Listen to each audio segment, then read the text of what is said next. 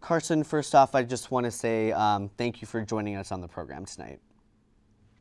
Of course, no problem, Orca. So, Carson, what has it been like in Paris over the past few days? Paris is a really strong city. A lot of people here were, in one way or another, kind of expecting for something to happen at some point. There's been a lot of turmoil kind of going on. We've seen different attacks over the last several years here in Europe.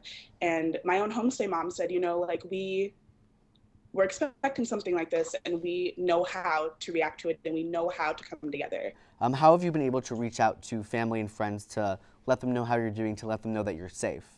Facebook had an option where you could click a button and simply say, I'm safe. And it would send out a notification to everyone you're friends with, marking you as safe.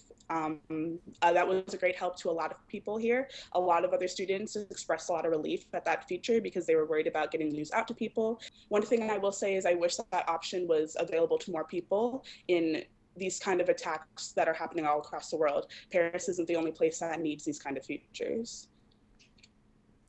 And Carson also is someone who is on the ground in Paris right now. What are you seeing down there that we haven't really seen in the national media? Parisians are swift actors.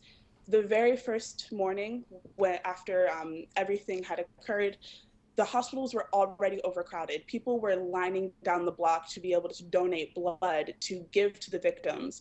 Their stocks were overloaded, and hospitals would be turning people away. Even as recently as yesterday afternoon, a few other Northwestern students and I were calling around hospitals, and they were still saying, you know what, come back tomorrow. And, Carson, we've seen worldwide support for the victims of these attacks and their families, especially on social media with postings and temporary French flag profile pictures.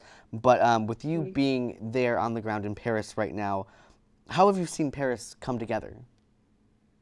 When I was walking one of our friends home, another Northwestern student, and we passed one of the churches in the neighborhood, and there were French police outside the church, but all along the steps and all along the ground was just this layer of rose petals of every different color.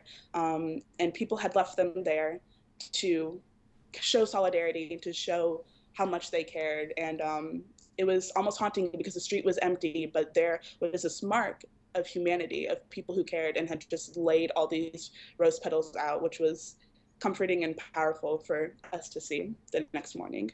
Well, thank you so much for joining us, Carson, and we're really glad to know that you're safe. Thank you so much.